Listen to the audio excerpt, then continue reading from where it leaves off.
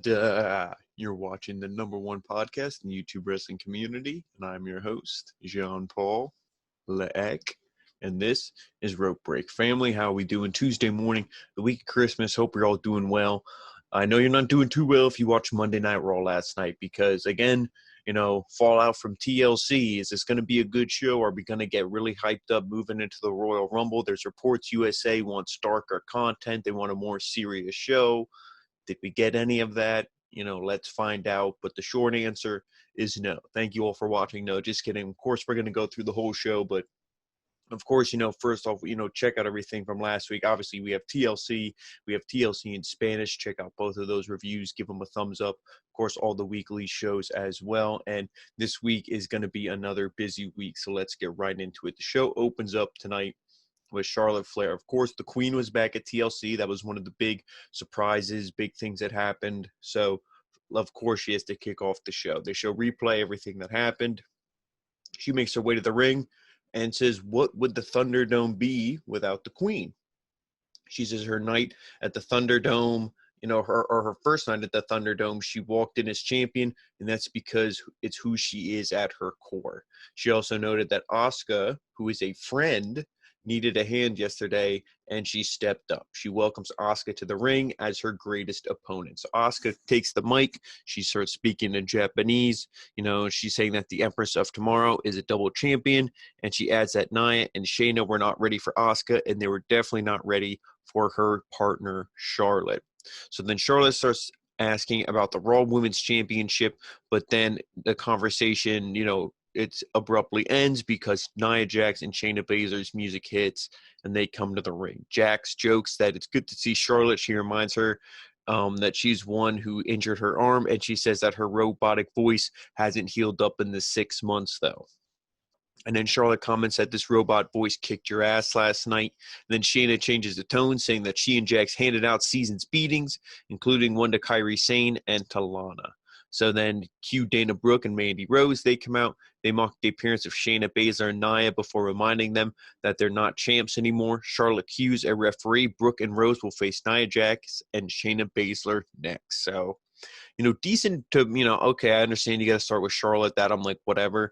So you bring her out. You bring out Asuka. I like how they, the first thing Charlotte was going after was the Raw Women's Championship. I said, that's what you need to do just because the show has no star power and that Raw Women's Championship has been an afterthought.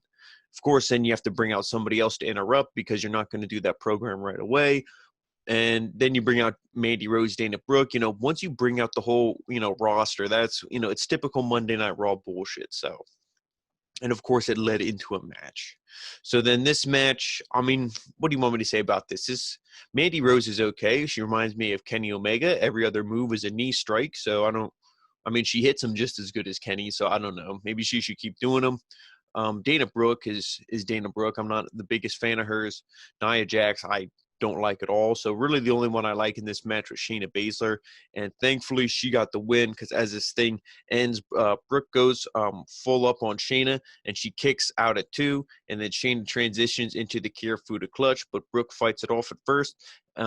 But then she tries the second time, she's unsuccessful, and she taps out to the Kirifuda clutch because it really looked like Shayna Baszler was going to get pinned in this thing. So I was like, oh my God, like Shayna's done. Shayna's the one woman who I think they can save from this, and make her a singles champion. So thankfully she got the win here. And then afterwards, we get a video replay of the Hurt Business winning the tag titles. Then back, we see the Hurt Business. They rip a New Day shirt off the backstage jabroni. Again, I think they just cycled through like 2 or 3 guys, each one of these Hurt Business segments. And they put a Hurt Business shirt over him, and he doesn't even put his arms through the sleeves. They're like, no, dude, you don't need that shit. They're like, you don't need arms. And they just put a shirt on, like, get out of here. So really like the Hurt Business. Again, they all wear the suits. They all look legit. And, MVP took all these guys from obscurity. He brought them together, and boom, they have gold. So WWE is doing, right by this group, and I'm all for it. So then back we see they go to the VIP lounge. And then it's a celebration as the group is draped in gold, like I just said. MVP says that the VIP lounge is for champions and for people that are better than you. Everybody's quoting MJF, so, yeah, that's the one good thing on AEW. Shelton then comments that last night he and Cedric, the new tag champs, showed why they are the best on the roster. Cedric adds that the come-up is here, and he's LeBron Alexander now. Bobby Lashley adds that the Hurt Business are the most dominant force in WWE. He also comments that there's no one on the roster who can beat him for the U.S. title. The group then poses for a picture, and in the background you see R-Truth. He's up on the top rope in the corner. He's like, Adaaaaaa. And then, but eventually all the other 24/7 goons come out. They chase him away. So that ends that segment. The decent only thing really to take of note here, when Shelton was talking, Cedric cut him off again. So then Shelton kind of looked over at him and was like, all right, young boy, I'll let you do your shit. But, it's kind of like Juan and I were saying in the TLC review, check it out if you haven't, the cracks are starting to form already in the Hurt Business. So that's not good, but hopefully MVP can put some super glue in there, some cement, seal those cracks, because I definitely don't want to see this group split up, at least for a while. Then Jeff Hardy's music hits. He and Riddle, known as the Hardy Bros, which I know a lot of people are pissed off about that. I don't care, because, hey, if they don't want to acknowledge Matt, I wouldn't want to acknowledge him either with the shit he's doing in AEW. So, hey, the Hardy Bros, that's fine with me. If it boosts Matt Riddle, the only thing I don't like about it is I feel Jeff is like an afterthought. But we'll get to that match when we get there, because MVP chimes in, saying that they weren't invited to the celebration. Riddle congratulates the group, but then tells them that they're celebrating wrong and that all they need to do is chill out with the homies instead of popping bottles while escaping the day-to-day existential grind that is life. He isn't done. There's no reason to spread negativity, he adds. MVP interrupts, saying that no one cares about his concepts. Hardy's on the mic now, and he says that the pair have their faith to lean on and they don't care about money. So, it was funny because, clearly Matt Riddle's stoned out of his mind. He's like, yeah, bro, don't worry about that stuff, because we're just little particles on a rock floating through space. Who really cares? Does it really matter? And they're like, what the hell are you talking about? They're like, you don't even know what you're talking about, so how can we know what you're talking about? And then Jeff's like, listen, man. And then Jeff, translates for him. So, it was really – I enjoyed it. Like I said, I like this group. A lot of other people don't, but, hey, to each their own. That's wrestling, right? Then backstage, we see Angel Garza. Haven't seen this clown forever. Finally, he's back. And it's like, is he going to look good or is he going to job? Let's find out. He's asked how he's preparing for his match against Drew Gulag. Okay, he's going to win. Awesome. And then he hands the interviewer, who was it? Was it Sarah Schreiber, Mackenzie is NXT, I think. Too many announcers. Anyway, he hands her a rose, and he heads out for his match. So, he does his typical, shtick, and they're like, oh, commentary's like, oh, he's the thorn on all the roses because and all the roses are women, and he's protecting the women, all this stuff, like we've always said. He's just a copy of Eddie Guerrero for this gimmick right now. So we get Angel Garza versus Drew Gulag. Pretty short match. This was kind of just to introduce Angel Garza back. Be like, hey, he's here. We're pushing this guy clearly. Because at the end of this thing, Gulag transitions into an abdominal stretch. Garza gets out of it. They exchange some shots. Garza is taking the momentum after a super kick. He hits the wing clipper for the 1, 2, 3. So, like I said, pretty short match. Angel Garza looks good. Right decision there. I have no problem with it. The only thing, Drew Gulag could be legit. He was kind of getting a little bit legit on SmackDown. Comes to Raw, done. But, hey, somebody's got to lose, right? Then we transition to the replay, last night's WWE Championship TLC match. Then backstage, AJ's asked about the result of yesterday. He says that The Miz screwed him out of the title. He's asked why he chose to be a guest on Miz TV tonight. He says it's because he wants The Miz to explain himself. So there we go. We have that, answer to that question. I wish, I wish he would have said no, because Miz TV segments are usually shit. So back live with The Miz, who says that he failed yesterday at his attempt to become a 2-time WWE champion. He then welcomes AJ Styles. So he welcomes him and says that he tried to take advantage of an opportunity yesterday. Styles butts in, saying that he's selfish and incompetent, and that's why we both lost. Miz then gives a classic passionate promo. This was probably one of the best things of the whole show. He says that he worked for 15 years to earn this respect. He's like, I cashed in to become WWE champion, and that's how I won it before. And I wanted to do it again because I just want people to respect me. I don't want people to think I'm a joke, because I've worked at this for how long. And he's like, nobody appreciates or respects what I do. which is true. A lot of us do think he's an afterthought because, he's on the reality TV shows. He's clearly not, the most ripped guy when he's standing next to people like Drew, Morrison, Sheamus, even AJ, who's a little shorter. All these guys are much, built physically than him. But, Miz is one of the best on the mic. This promo was fantastic. I'm sure it's on the YouTube. Go on the YouTube and check it out. So then Miz apologizes, saying that they were both robbed. He also wants a present, or to present Styles a chance to co-star in the new installment of The Marine. Then almost butts in, saying that it was John who was actually cashed in. And then, everybody starts bickering. Styles gets in between. The Miz says that almost has a point. Morrison wasn't allowed to cash in because if you remember, Morrison was the one who had the briefcase. He handed it to the ref, even though the Miz was saying, I'm cashing in. So, they're trying to create another loophole, trying to keep this Miz story relevant, which please just let this briefcase be done. Just bring it back next year, 2021. Give it to somebody, Angel Garza, Andrade. I'd mention, Bobby Lashley if they take the title off him, or somebody from the Hurt Business, just do right by the briefcase next year. Or obviously on SmackDown, there's plenty of guys. Well, actually, now I'm thinking about not too many guys on SmackDown, maybe Big E, I don't know. But, give it to somebody that can actually do something with it. And then almost, like I said, he butts in. And then Morrison, he's like, oh, he wasn't allowed to cash in for me. And he wants his contract back. Then Drew McIntyre enters. And Drew says that him, Sheamus, and Keith Lee had 1 to 10 pints after the win. They were celebrating. And then he said that after the juices got flowing, they had an idea for a sequel to last week's Nightmare before TLC. And this is called The Nightmare After TLC. So he's pretty much just saying like, oh, you guys wrote that little story, last week. Now I wrote one for this week. So then Sheamus and Lee arrive at ringside. They start rhyming. Then they get into the ring. They start beating down Miz, Morrison, and Styles. Lee is unintentionally kicked into Sheamus by AJ. And then they start, bickering back and forth. And Drew kind of breaks that up. So that was the end of that segment. And this was just to set up the main event, which was the 6-man, holiday Christmas street fight. They always got to do some kind of holiday gimmick thing.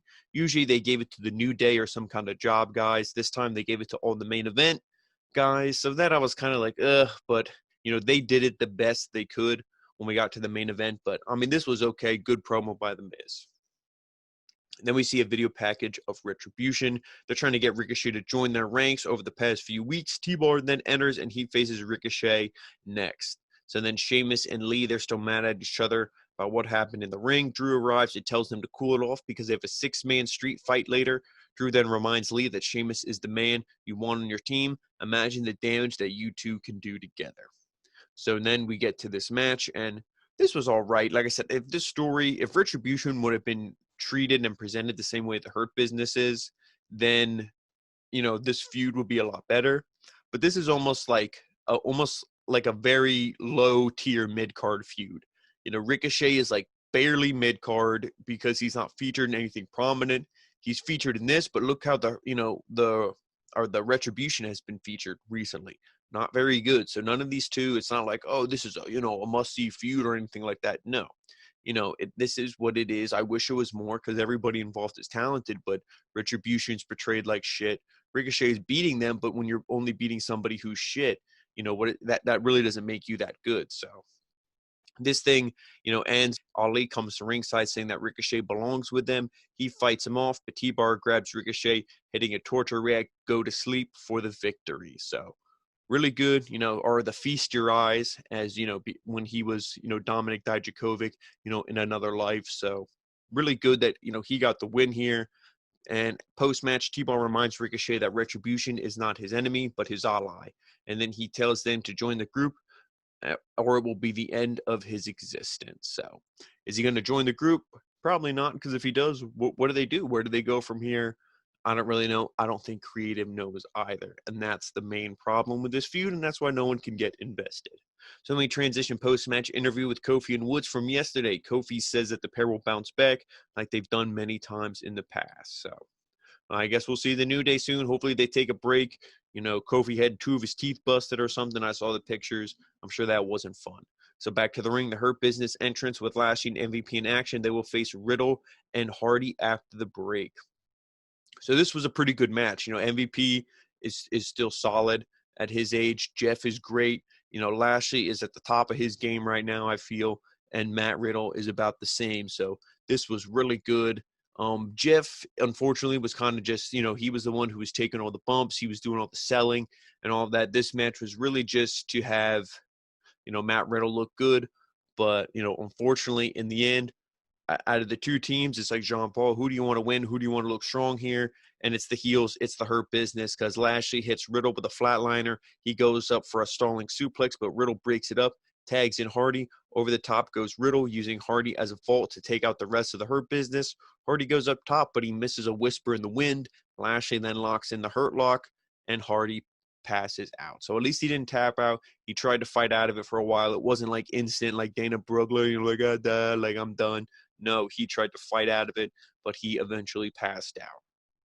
Right winners, I think. You got to keep the Hurt Business really looking strong, especially if you want to do some kind of crazy match, maybe MVP going against Drew or something, just to try to be like, oh, the Hurt Business, everybody will be draped in gold. You really want to present this group legit, and I think that would be something to do a good feud for Drew, maybe sometime between Royal Rumble and WrestleMania or something. So we'll see. So then back live, we get Styles, Miz, and Morrison. They're arguing. Neither team for tonight's six-man seems to be on the same page. And then we cut to Elias after the commercial. He's with Jackson Riker. Elias says that 2020 has been a whirlwind. He then transitions to his music, saying that it helped him transform Riker, who will send a message tonight. And before he can finish, Grand Metalik, enters, and we get the match. I believe Lince Dorado is with him as well at ringside. So we get this match really short. He just beats the shit out of him. And, Metalik, he tries to fight back a little bit. And then Riker finishes him off with his, sit out. He does, a choke slam, but it's like a sit-out power bomb. But he sets it up like a choke slam. So, this is just to show off Riker. Lucha House Party, they're done. They're the same thing with Gulag. They had a little bit of momentum when they were on SmackDown. They come to Raw, completely done. So, Jackson Riker wins. I don't care about this at all. Then we transition to another replay, the Firefly Inferno match. Orton speaks about it after the break. We come back. Orton enters the ring. He says, my whole life I've been called many things. Sick, twisted, deranged, and demented. Last night I proved each and every one of those things when I burned the Fiend alive. Orton then recounts what happened yesterday in detail, saying that he can still smell the result because of the scent of burning flesh tends to linger. Orton adds that the Fiend is gone and that he's the son of a bitch who took him out. Then all of a sudden the lights go dark. Orton looks very confused as he departs the ring. In the back in the ring, Alexa Bliss is swinging on a swing, and she says that the Fiend built this for her and that I'll be wondering where he is. She says, it's pretty good tanning weather in Florida. He could be at the beach, but I hope he doesn't get sunburnt. She then adds that the Fiend is home right now, but if he ever leaves home, he might come to Alexa's playground. And if he does, it'll be like nothing you've ever seen before. The lights go out and then go dark again. So this was a really good segment. I love the promo by Orton. I knew that they were going to do this with Alexa Bliss. Obviously, that was, it doesn't take a rocket scientist to figure that would have been the next move to introduce her to keep this feud continuing. But I thought maybe they would do that next week. They would, maybe try to prolong this a little bit. But I don't mind it, doing it the following week because, like I said, you knew it was going to happen sooner rather than later. I really like this. This is one of the best things on Monday Night Raw, I feel. I'm not going to say this is one of the best wrestling, angles of all time. But for what we're getting on Monday Night Raw, this is really good. One of the best things. So then we transition to a replay of Charlotte and Asuka winning the tag titles. Charlotte then makes her way to the ring, after the commercial break. Then Asuka enters the ring. Peyton, Royce, and Lacey Evans are interviewed backstage. Evan hypes up the team and leaves before Peyton enters, and then she makes sure to remind everyone that she's the one who got the match against the tag champs. So then we see Lacey Evans and Peyton Royce versus Asuka and Charlotte Flair. Were the champs going to lose in their first match? And, they actually do have a match on SmackDown. The titles are on the line. Fortunately, it's probably going to be against the Riot Squad, and they're definitely not going to lose the titles there unless they're going to just do something quick, and then they're really going to kickstart that Asuka-Charlotte feud. If that's the case, I guess I wouldn't hate it because then the Riot Squad's tag champs, but I don't see them losing the belts right away, so we'll see. But to this match, with it, like I said, Arlett. Was Charlotte and Asuka going to lose this thing? Absolutely not.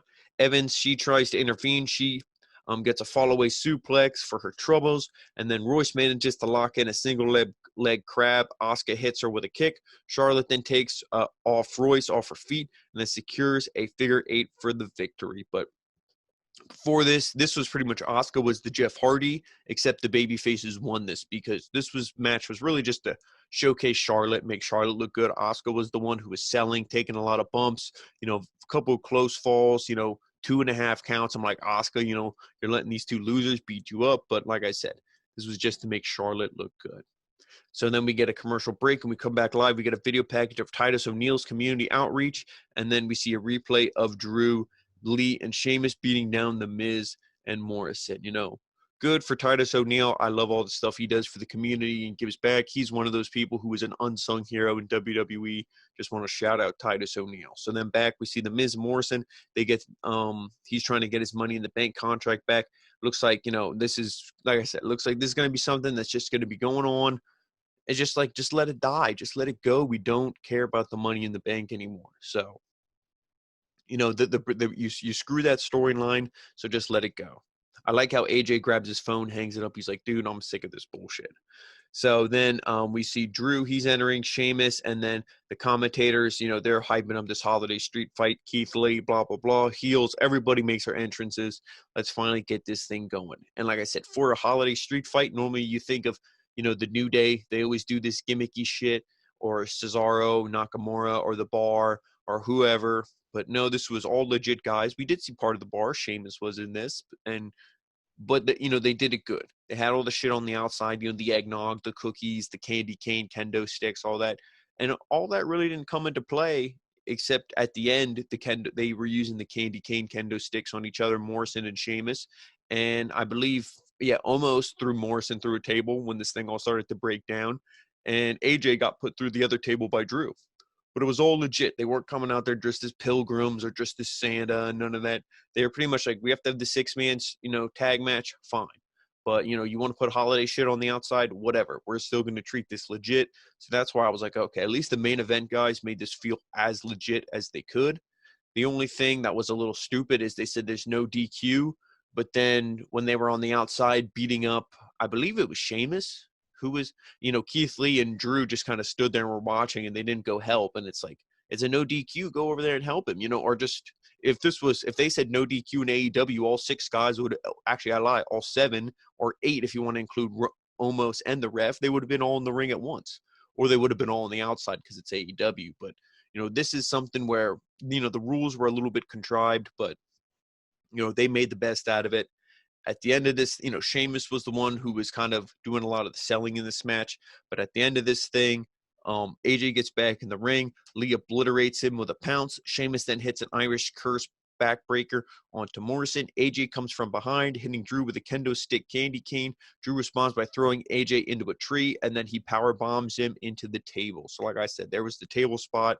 And then back in the ring, Sheamus tags himself in, but Lee tags in right after. Then Lee pushes Morrison off the apron into the arms of Omos, throws him through that table. There's the second table spot I had mentioned.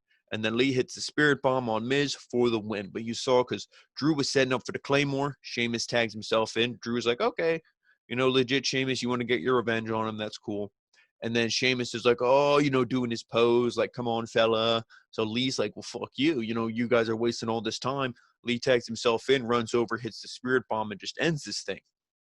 So then afterwards, Sheamus and Lee, they're all kind of celebrating. You have Sheamus on the one side, Drew in the middle, Lee on the other. And then when they all hold up their hands, Adaaaaaa, we won. And then boom, bro kick right to Keith Lee. Drew gets in Sheamus' face. He's like, what are you doing? I vouched for you. I told him you were legit. What the fuck? And then Sheamus just isn't saying anything. He's not trying to defend himself. He's just staring. I don't even know if he's really looking at Drew. He's just staring straight ahead. So this is going to be the feud for the Royal Rumble. This has to be, this is a big marquee match. And, if you want to do MVP, like I said, that should be after. That should either be the next pay-per-view or just something on Monday Night Raw. No disrespect to MVP, but he's not going to win the title from Drew. So, just have him be the next opponent. somewhere in between there, maybe the February pay-per-view, who knows, but the Royal Rumble, Drew and Sheamus, that's the match to do. It's legit. They have the storyline. They're two, big guys, and it'll be a great match. So, I mean, that's the only really good thing to really say about the main event. There's a lot you could do with these guys, but I think in a 6-man tag, they really didn't gimmick it up. So they made the best out of this. So I really can't say that I hated the main event, but just too many segments on the show. Too many segments. Raw feels too long. I say it every week. You got to make the show shorter. And I don't think we're going to see the seriousness and any of that from this show until the new year. Probably not even until after the Royal Rumble. USA, they said they want a more serious product. We didn't really see it tonight. But like I said, I think it'll be a little while till we see it, if we even see it at all. Does Vince McMahon even care? Who knows? I guess we'll have to just wait and see. But guys, thank you so much for watching. And don't forget, follow us on all the social media. Rope Break on Facebook, the OG Rope Break on Twitter, the original Rope Break on Instagram, and of course, right here on YouTube, the home of the #1 podcast in the YouTube wrestling community, the original Rope Break. Thank you so much for watching, and we'll see you next time.